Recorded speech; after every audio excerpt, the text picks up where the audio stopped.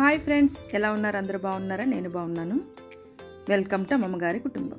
ఇవాళ టేస్టీగా ఉండే శనగపప్పుతో వడలు, చిట్టి గారెలు అన్నమాట. చాలా సూపర్గా యమ్మీగా టేస్టీగా ఉంటాయండి. ఎలా చేయాలో చూద్దాం. ముందుగా మనం శనగపప్పుని 3 గంటలు నానబెట్టుకోవాలి. ఒక గ్లాసు మన గారెలు బట్టి ఎంత క్వాంటిటీ అంటే అంత తీసుకోవచ్చు.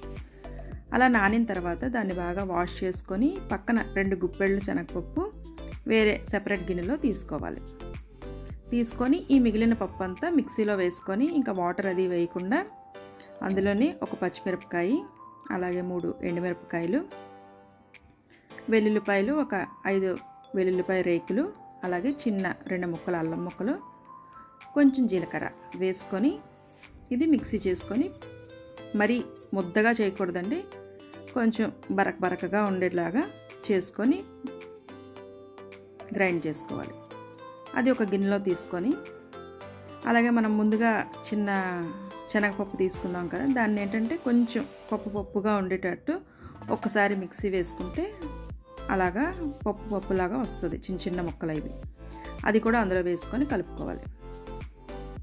ఇలాగ పేస్ట్ రెడీ అయిన తర్వాత అందులో మనం ఉల్లిపాయ ముక్కలు, ఒక ఎక్కువ ఉల్లిపాయలు వేసుకుంటేనే కొంచెం టేస్ట్ అనేది బాగుంటుంది. పచ్చిమిరపకాయ ముక్కలు, అల్లం ముక్కలు, కరివేపాకు, కొత్తిమీర, సోంపు, జీలకర్ర, ఉప్పు, సరిపడే ఉప్పు అంతా వేసుకొని అంతా బాగా కలిసేలాగా బాగా కలుపుకోవాలి.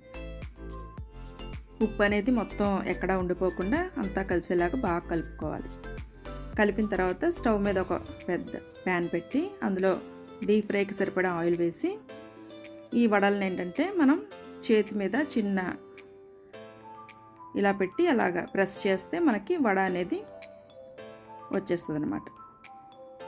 ఇలా వేసుకుంటే వడ షేప్ అనేది బాగుంటుంది. అలా కాకుండా ఇలాగ చేతితో కూడా ఇలాగ వేలుతో మెదిపి వడ అనేది వేసుకోవచ్చు, ఈజీగా ఉంటుంది అన్నమాట.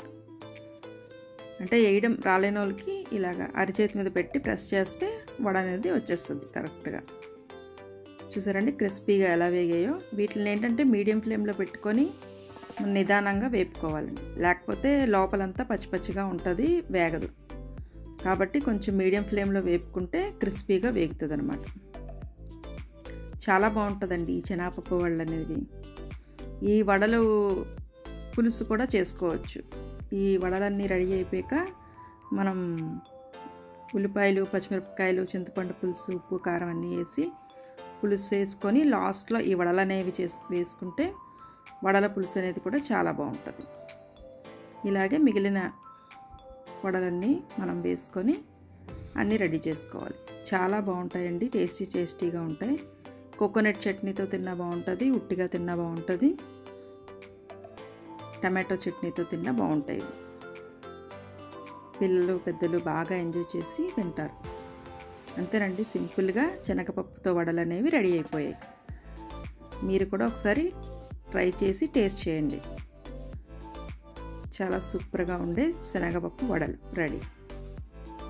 Thank you friends. ఈ వీడియో కనుక నచ్చితే నా ఛానల్ని సబ్స్క్రైబ్ చేయండి, లైక్ చేయండి, షేర్ చేయండి. బాయ్.